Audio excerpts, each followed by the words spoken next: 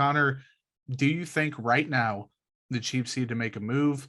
Do you think it's a wait until after the June 1st cuts, quote unquote, happen?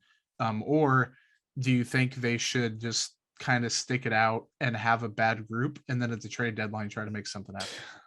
That's what they did last year, right? But pretty much, besides They Alex Okafor, but I stuck don't it remember out. the timing of that That Alex Okafor also was not good. So at all.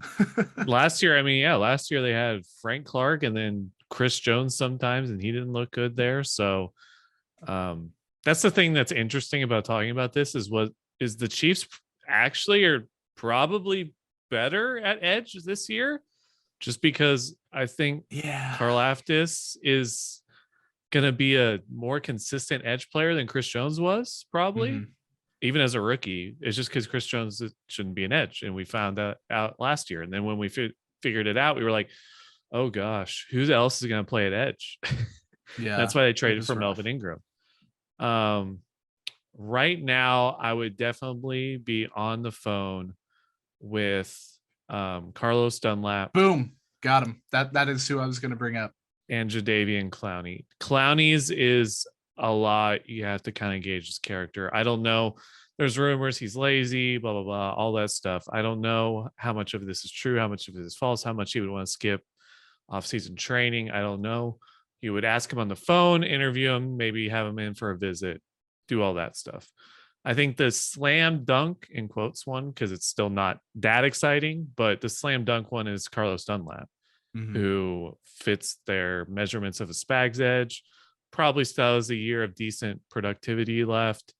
I think he could probably provide what Melvin Ingram would have provided too. I don't think there's a major difference between him and Melvin Ingram. He had a decent year last year, so it's not like he was falling off a cliff. So I think, but if they don't get Dunlap, I'm kind of concerned about who's out there and who they could acquire. So I would definitely be ringing the phones of one Carlos Dunlap right now if I were Brett Veach. Yeah, I think the answer is both. The answer is you get a guy now, you get a Carlos Dunlap. He was the number one guy on my list. Trey Flowers was on the list. Jadeveon Clowney was on the list. I did a whole article the other day. There's plenty of guys out there, some a lot better than others.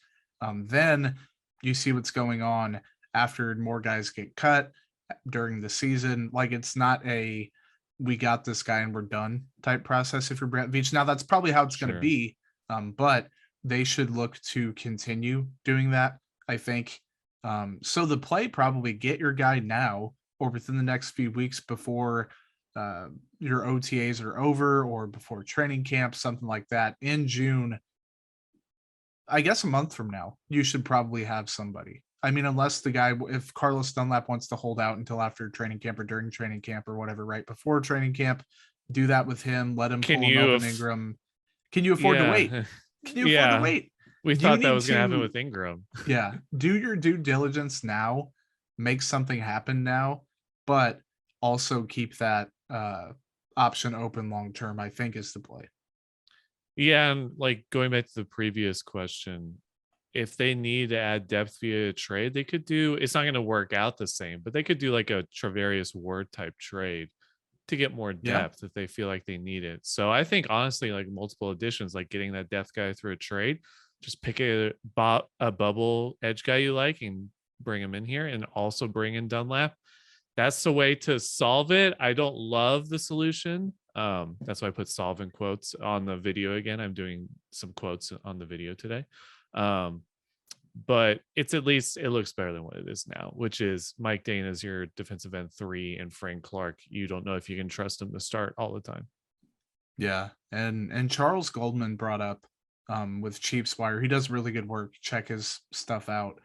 Maybe we just don't know how they feel about Josh Kando, about Malik Herring, guys like that. Now, betting on them to do anything at all is, I don't want to say dumb. It's foolish, I think. But there is a universe out there in which they're like, man, we're just going to let Josh Kando go this year and see what happens. That'd probably be a dumb move, depending on what happens. Obviously, hindsight would be 2020. But I also think you can't afford to find out without having another guy in there. If you get one guy and then you want to give Kando reps, that is perfectly fine. But if you're like, hey, Josh, your defensive end 3 or your defensive end 4.